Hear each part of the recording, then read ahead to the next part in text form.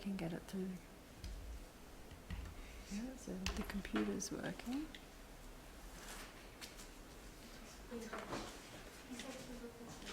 I don't know what that means, that symbol there. It looks like... Oh, that's how you turn it off.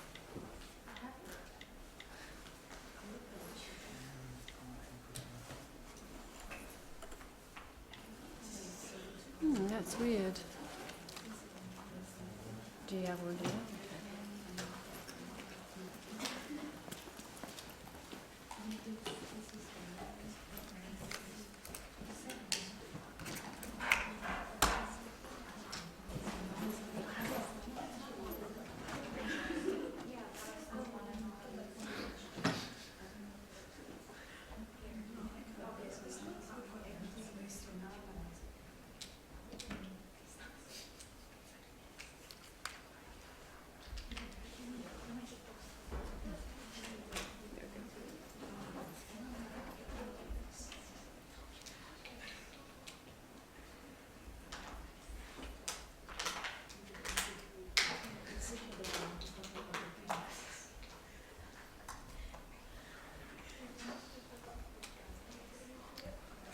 See that now.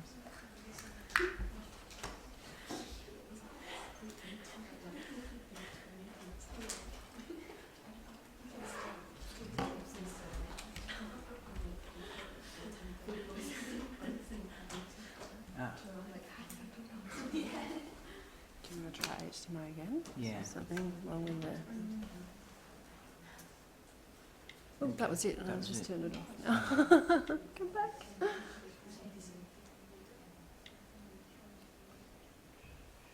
Okay.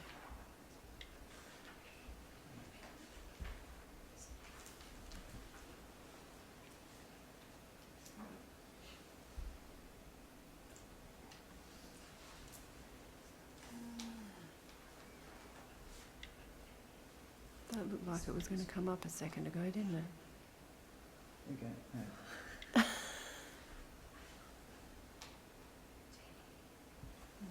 sort of recognise it. I'm having this issue with Max. I don't know what it is about Max. It's recognising it's kind of on display, but It's not actually displaying to it.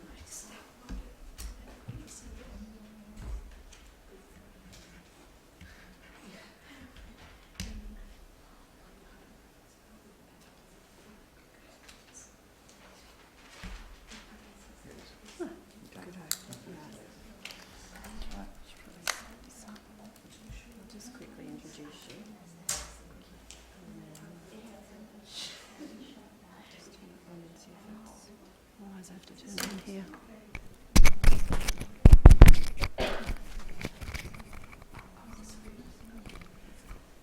Alright, hi everyone. So today we have a special guest lecturer. It's Professor Kevin Flager. So he's the Director of Biomedical Innovation at UWA. He is also my lab head over at the Perkins. So he runs the Molecular Endocrinology and Pharmacology lab there. So that's the research side of him. But today he's going to tell you a bit more about biomedical innovation and some things that might be interesting for you going forwards in your careers as scientists. Okay. let's see if the slides decide to work. No. Right. It's working? Well, whether it stays working. Alright. Let's hope it stays. If not, I'll have to put it on. Yeah. I have the issue with other lectures as well. Okay. They don't seem to like Macs. Sorry, we're just having a bit of a Mac to PC issue, so just give us a few minutes. I'll put it on memory stick.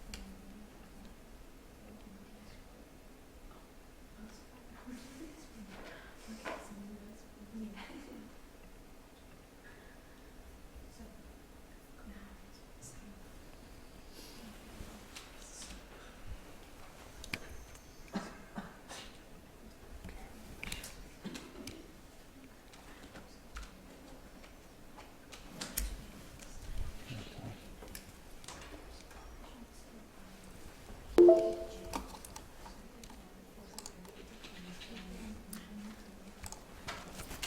one, I'm guessing? Yep.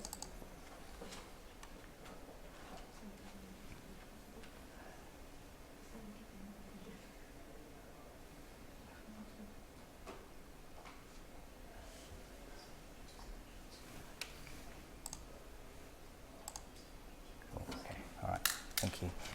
All right, sorry about that. Welcome everybody. So today what I want to do is just give you a little taster of what's out there. As you come through your schooling and your university career, you may think that the only option for you is to stay in academia, but there's actually a lot of opportunities out there, and just to get you to start thinking about what you want to do next. So a little bit about, there's no point pressing that now, is there? Okay, so a little bit about my background. I'm on LinkedIn, and I'll come back to LinkedIn later, but if you want to look up my profile, it's on LinkedIn.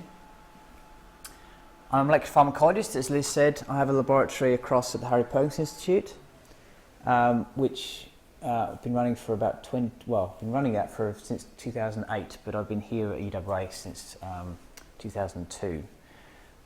So I'm a molecular pharmacologist, and that's where my research base comes from. But at the same time, I'm also a biomedical entrepreneur, because we've spun out some companies. I'll talk to those in a moment, and really trying to translate our discoveries in the laboratory to get them to patients. Through that process and the learnings I've had from that, I've also become an innovation facilitator. So I work very closely with the university and also the state government to actually facilitate the innovation ecosystem more broadly. Dimerix is one of the companies that we've spun out of the laboratory. I was the Chief Scientific Officer of Dimerix for 6 or 7 years, and now Chief Scientific Advisor. And we've also spun out Rage Biotech, and I'm Scientific Co-Founder of Rage Biotech. And the last one on the list there is Vaintech, where I chair the advisory board. And Vaintech has come out of a program called Perth Biodesign, and I'll talk about that in a moment as well.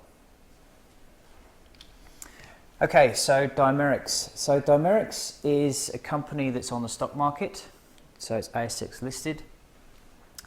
It spun out of our laboratory at the Perkins at UWA several years ago now, back in 2004, about 2004, 2005, and I got involved around 2006. Co-invented a technology with my colleagues in the laboratory called receptor HIT, which is a receptor heteromer investigation technology, which is a way of looking at complexes of proteins. And you would have seen, I'm sure in your lectures from Liz, the concept of heteromerization and receptor complex formation. We've, on the back of that, developed a compound adjunct therapy called DMX200, where we combine chemokine receptor inhibition with angiotensin receptor blockade. There's also another one that's coming up behind that called DMX700, which is another chemokine angiotensin combination, but that's CXCR2 rather than CCR2. DMX200 is looking at kidney disease, and DMX700 is looking at chronic obstructive pulmonary disease, so inflammatory disorders. So the idea is that we have a pipeline of innovations that can be taken through, particularly looking at inflammatory disorders and fibrotic disorders, but we can actually take them through one at a time and take them through. And DMX200 is currently in phase 3 clinical trials. It's in, they're looking at 70 sites across, I think, 14 countries at the moment. And there'll be some data coming out in March next year to see how well that's working. We've also got a pipeline of discovery coming through the university as well. So the company is now headquartered in Melbourne, but the research still comes through the laboratory, and we have a PhD program student, Henry Perbrick, who is, has a CSIRO PhD with Dimerix. Rage Biotech, I'm the scientific co-founder of that. That is backed by a venture capital group called IP Group, and that combines Rage Biotech has a portfolio. It has some work from Steve Wilton and Merlin Thomas looking at antisense oligonucleotides, which is a way of targeting the RAGE receptor, which is a receptor for advanced glycation end products at the extracellular terminus, and actually creating a dominant negative version of that of the extracellular domain of the RAGE peptide, the RAGE protein. Ours is a little bit different. We actually discovered that you can actually transactivate the RAGE receptor by G protein coupled receptors, and it actually activates the intracellular domain of the RAGE. So those are two companies that are now progressing. They're at different stages. Dimerix, so 2006, that original receptor hit IP, and DMX200 is about 2011, I think. So it's been going for quite a long time. RAGE is much more recent. We've also done a lot of projects with the pharmaceutical industry and biotech industry. A lot of them we can't talk about because they're commercial in confidence, but people like Takeda, Adalta, Inosi, and Celtaris are companies that we've been working with. Takeda is the biggest Japanese pharmaceutical company.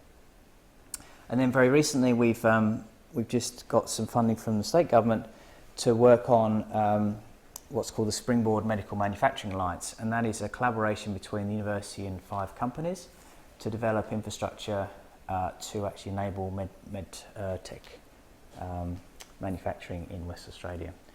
So there's a lot of work happening in this space, and hopefully that will come through in some of the later slides. You're coming into the sector, particularly in West Australia, at a very, very good time. There's a lot of work being done both at the federal government level, the state government level, and even the local government level around fostering this medical health and medical life science ecosystem, and there are lots of opportunities in early stage biotechs as a result of that. So I'd just like to flag something called the WA Life Sciences Innovation Hub, and I'm one of the directors of this hub, along with my colleague Tracy Wilkinson, who works for MTP Connect. And MTP Connect is the MedTech and Pharma Growth Centre for the country. And I'm employed by the University of West Australia. And it's a 3-way partnership between MTP Connect, UWA, and the Government of West Australia. We're here to facilitate the ecosystem and to help the likes of you connect with industry and understand where you can actually fit into the ecosystem. So if you're starting to think about what you want to do next, I really encourage you to engage with the Innovation Hub, come and have a chat to me, and actually understand what's out there. And I'll talk at the end about some of the ways you can engage.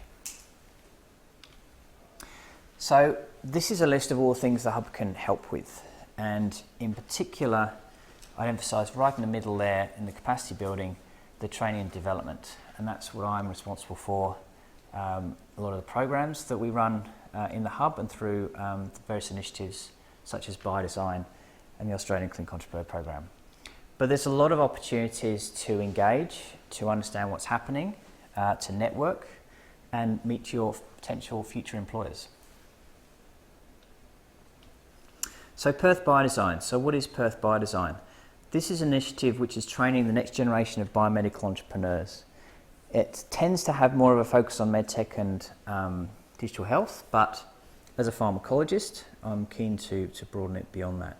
And you should be thinking about the skill sets you've developed through your degree. They're very applicable to a range of different sectors.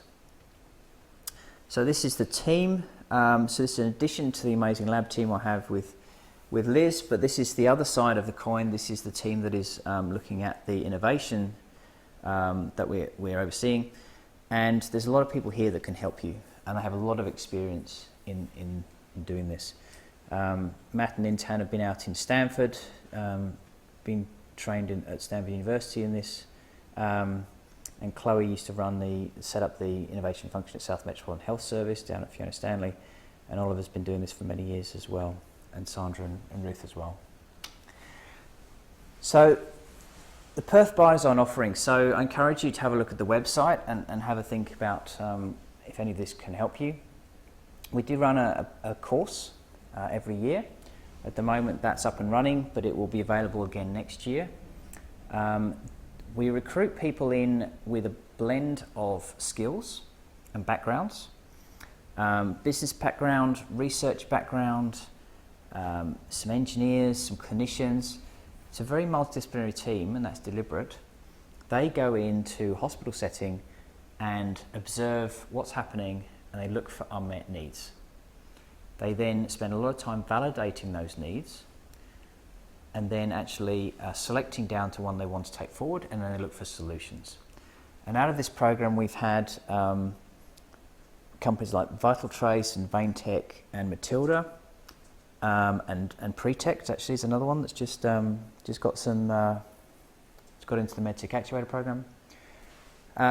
But also it develops talent, and we've got some amazing examples of people who have gone through these programs and are now the global partnership manager for an ASX-listed company, Singular Health, for example, or they're trained to be a patent attorney, having got a global talent visa, or they're starting their own companies and just raising millions of dollars.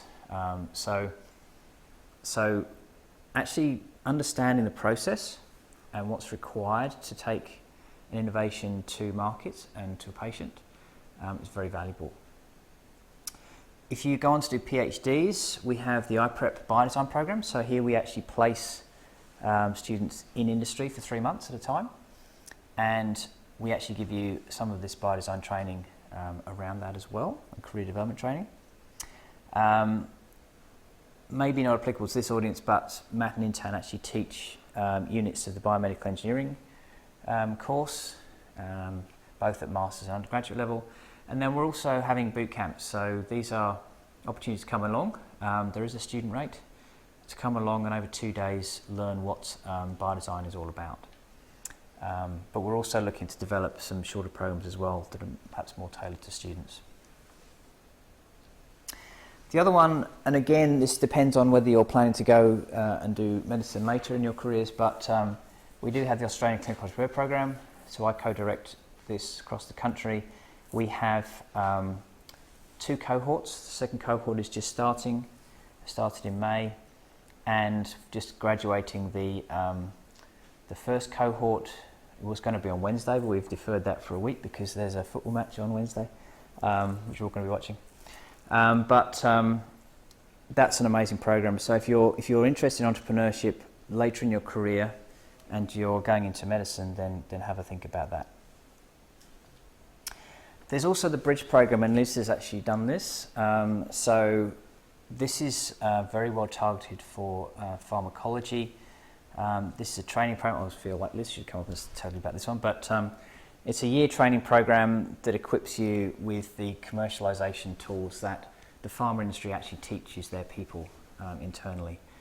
It's a blend of online learning and in-person events, culminating in a 3-day industry symposium wherever Oz Biotech is that year, which is the big conference.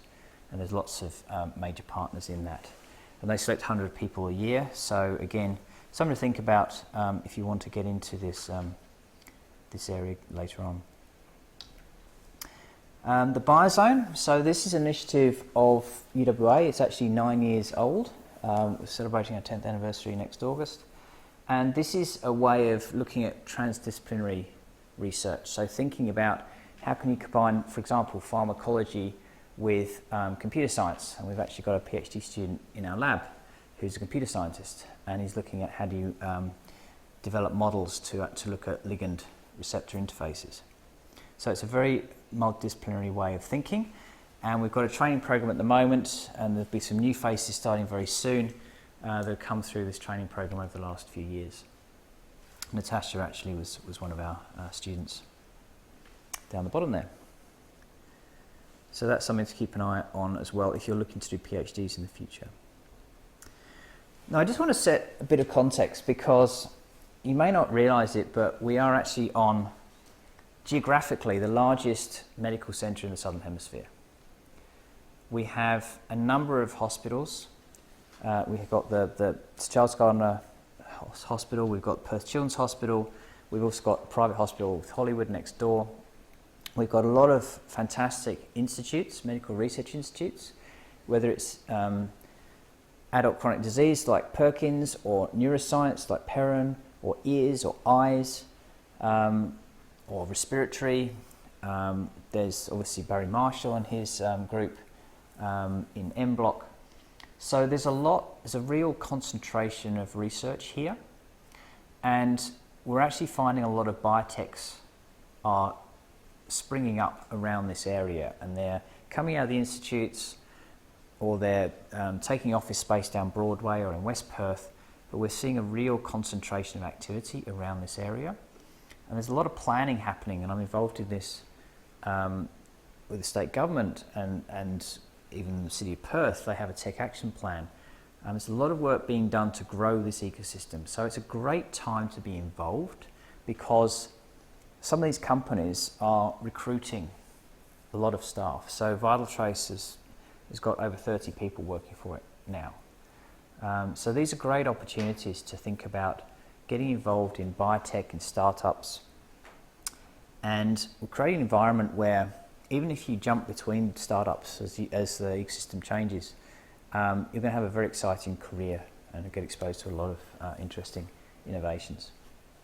So I would be excited about that if I were you. Your timing is very good as you're coming to graduate now. We have an ecosystem where we've got a lot of activity around this area, but also in the city. There's a lot of work happening around Royal Perth Hospital, down at Fiona Stanley, where you've got the Murdoch Health and Knowledge Precinct.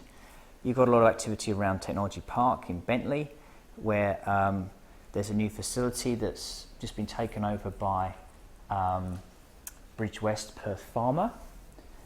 And I'd just like to highlight them because there's a very large facility in Bentley which has been owned by Pfizer for many, many years. Before that, it was Delta West. And that facility has been manufacturing and shipping pharmaceuticals to nearly 100 countries around the world from West Australia, and nobody's known about it because Pfizer is, as such a massive multinational company, haven't advertised the fact that they've got a manufacturing base in West Australia. But now it's been taken over by Bridge West, and they've got two companies called Novacina and Lumacina. Novacina is what's called a contract manufacturing organisation, or a contract development and manufacturing organisation. And then Lumacina is actually a pharmaceutical company that's developing new pharmaceuticals. So there's and I'm actually going down there this afternoon to have a tour of the site. That's a huge opportunity for careers coming out of here. You can literally, you can work in that facility, which is state of the art. And in fact, when Pfizer actually signed up to give a lot of the COVID vaccines around the world through the I can't remember the scheme, but there was a scheme to enable the COVID vaccine to be given to developing countries, and it was that site in Perth in Bentley that enabled them to do that, because they were the ones that actually had the fill and finish capability. So it's a little bit of an unsung hero and a well-kept secret, but there's going to be huge opportunities going forward now that Bridge West are there and looking to expand the facility. So, and then up at Joondalup, you've also got some opportunities there. You've got Joondalup very keen to expand their health precinct up there as well. So if you live up in northern suburbs, there might be some opportunities up there as well. And as I mentioned, there's a lot of government support at the moment. So the government is very, very keen to diversify the economy. It's aware that just being dependent on mining and having all of your bets in one place is not necessarily strategic. So they are really pushing to diversify the economy, and one of those verticals is called the health and medical life sciences. And there's actually an industry strategy that I've been involved in working with government on that is very much around how do we develop this ecosystem in Perth, in West Australia, and it's creating huge opportunities. Okay, so again, another exciting opportunity. As I said, the City of Perth has its Tech Action Plan. The federal government has the new Industry Growth Program and the National Reconstruction Fund. So there's billions of dollars that are going into this.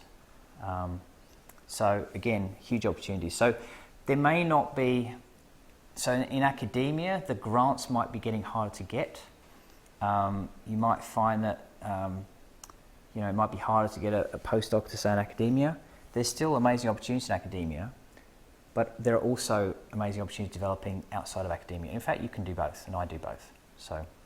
So be excited by what's available. And again, come and have a chat to WA Life Science Innovation Hub, because we work with government and the university sector to facilitate this. And also highlighting as well, I don't know whether you're aware, but there was a sovereign wealth fund set up by the government historically, and that was repurposed by the current government to be directed directly at health research innovation. So it's the Future Health Research Innovation Fund. This is actually bringing a lot of money into the sector each year, and again, that will be spent and there will be opportunities for jobs in that. So I just want to take through for the last bit, checking what the time is. That time is very wrong. Just want to step through and get you thinking, okay? So think about what you want to do next.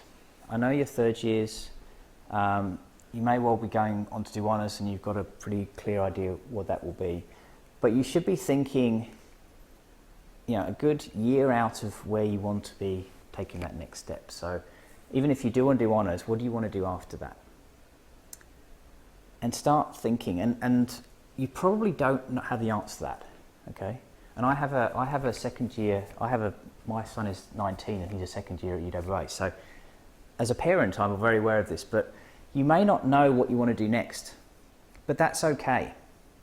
Start thinking about what the options are and start getting that information so you can make decisions. So speak to people, ask questions, seek mentorship, think about what kind of careers you might be interested in, go and talk to people who are in those careers. Try different things. So I encourage you to try and seek out internships and placements and just experience what it's like to do a certain role. And the great thing as well is, gone are the days where you're expected to pick a career and you stay there for 30, 40 years and that's it. Actually, if you're strategic, you can actually move between roles, try something. If it doesn't work, well, you move on and do something else. If you're strategic about how you do that, you can pick up lots of different experiences, and that builds a very valuable CV. So you don't worry about, starting something and it doesn't work or you don't like it. As long as you're a bit strategic about it, you can just move on to something else and you've gained that experience and moved on. Network, go to events. So there's a couple of events coming up. There's a student night at Perkins on the 22nd of August, 4:30 p.m. on Tuesday 22nd of August. I encourage you to come to that and see what the Perkins has to offer in terms of opportunities. There will be similar events for other institutes, so Lions Eye and TKI will no doubt have similar events, so look them up and find out what's happening at the various institutions. There's an Innovation in Medicine session. This is actually run by students. So this is run by the by BES, which is a student society, and that's on Wednesday 30th of August. So I encourage you to come along to that as well. And there's often 100 students there that are all looking to network. Join the mailing list of the WA Life Science Innovation Hub. We run a lot of events. We run a monthly session where a lot of industry professionals come along. They're very, very pleased to chat to students. They're always happy to chat to students. So it's an informal setting. We have a panel discussion, a lot of interactive discussion, and lots of good networking and meeting people. So I encourage you to come to events, meet people, put yourself out there and start having those conversations. Most people recruit people based on if they've met them, if they like them. There's a lot about team dynamics and a lot about if you fit into the workforce. So it's actually really important to get out there and get known and get meeting people. Because if you do apply for a job and you just send in your CV, you're up against a whole lot of other people who are just sending in CVs. But if they know you and they've met you and they think, oh yeah, I could work with that person, they're keen, they're enthusiastic, then you've got a lot more chance of getting that role. So really encourage you to engage with those sorts of events. And the other thing is think about your social media presence. So as you're coming up to be recruited into a role, people will be looking at social media. If somebody sends me a CV and they're interested in joining my team, I'll look them up. If they've got a LinkedIn page, that's great. If it's well curated and it's looks very professional and it's lists all the things you do, that's fantastic. I really encourage you to think about joining LinkedIn and thinking about how it works, and it's a real place for networking and where people are seen. So I'm chairing a session in September at the Global Entrepreneurship Congress, and I put out a post about that recently, and I've had lots of pings from the UK recently about conferences and in the same field, and so people look at it all over the world, right? So really think about, one, getting out there in a very professional way, but also think about what else is out there. So if you've got a Facebook page, right, is it open to the public? Would you want your future employer to see your Facebook page if it's open to the public? So just think about what's out there in social media and how it reflects on you as a potential employee. Does anybody have any questions, any thoughts? Just throw it back out there. Does anybody sort of have an idea? How many of you know what you want to do next after honours, if you're going to do honours? That's okay, that's usual. So you're all in the same boat, right? I mean, you've got a lot of opportunities, a lot of exciting avenues, but I would encourage you to start thinking about it and not just sort of wait to get to the end of the degree. Because even if you want to stay in academia, grant processes take a long time, and people will want to write you into a grant. So if you want to go and do a postdoc, for example, or a PhD or whatever, they'll want to write you into a grant. So if you're looking for honours projects, start thinking about where you would want to do your honours project. If you want to think potentially going on to do a PhD, is that right for you, firstly? If it is, what kind of field? Who would you want to work with? Just start thinking. And that means that you're not pressured to do it when you're coming up to do exams right at the end. You're able to just start thinking about, you know, where you want to go and what you want to do. And then see who's out there and can help you. So if there's no questions or anything, I think I'll leave it there. Okay? All right.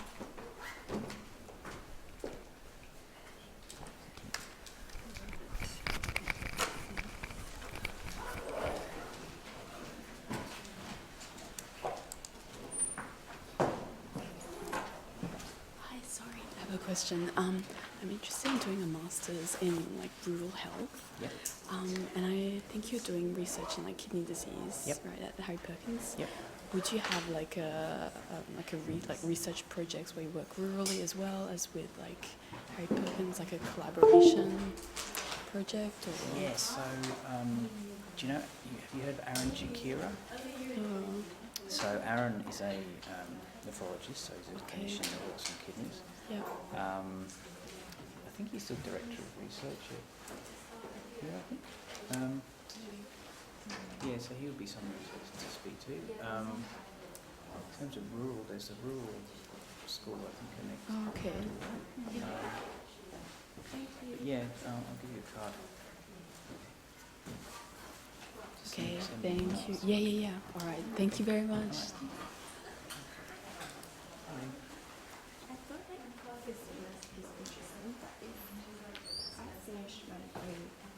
This year, how would you actually go into like, would you do things Really, so this is where you want to think about what you want to do next. So honours is a good option, and then whether you want to do a PhD or whether you want to do a master's or whether you want to do something else. If you're interested in data science or something else, it really, there's a lot of options, which is kind of good, but also kind of. I find it's like kind of overwhelming because there's so many options. Yeah, that's right, it is. Yeah. I mean, just sitting down with my son and going through all the different courses he could do. You know, so yeah, it's just thinking about what careers, what do you want to be doing in 10 years' time? What kind of careers are you thinking of? And then what qualifications do you need to get there? Because I originally planned to do the Master of Pharmacy after this year. How would that fit in to this? Yeah, I would think that would fit in. Because I found drug development is really interesting, so I was Yeah. hoping to work something out. Yeah. So there's pharmacy and there's pharmacology. So pharmacy, I don't know what's on the curriculum there, but that's I believe that pharmacy is more going to take you into a career to become a pharmacist, so not so much drug development. If you wanted to move into drug development, then probably doing an honours year. yeah. I mean, it would be a good way of seeing if that kind of, you know, doing research and, you know, so in our lab, that's sort of what we would be doing, that kind of research. So an honours year is 1 year of getting an understanding if that's kind of what you're interested in, whereas a master's in pharmacy really is quite a direct route to becoming a pharmacist, and I think that's sort of the main career pathway out of that. Yeah. That's my understanding. So it's not necessarily drug development, it's about becoming a pharmacist and being able to dispense to patients and things like that. So yeah, so it depends whether you want to, what career path you want to take. But there's a lot of work in Australia around drug development, particularly academic level. Yeah. Okay. Thank you. All right. See ya. Cheers. There's your USB.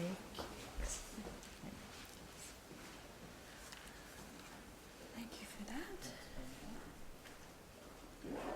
I've got the linear people giving their lectures this week, but they just sent me the slides, and I said, so is this for both lectures? And they said, well, because there's Rodrigo Torres, I don't know if you know, and Zelda or something. Anyway, like, no, well, Rodrigo's giving the lecture on Tuesday, and Zelda will give the lecture on Thursday. And I was like, but I thought you were giving two lectures, not just repeating the same lecture. So anyway, I haven't had a response back from that yet. Anyway, we'll sort it out. I was going to ask you also, I sent you an email last week. I can pack this up. I got an email, you know, Helena Chin, so Rebecca Ritchie, she's does the FPR work. So a while ago we sent them, or Johan made a pile of FPR ligands.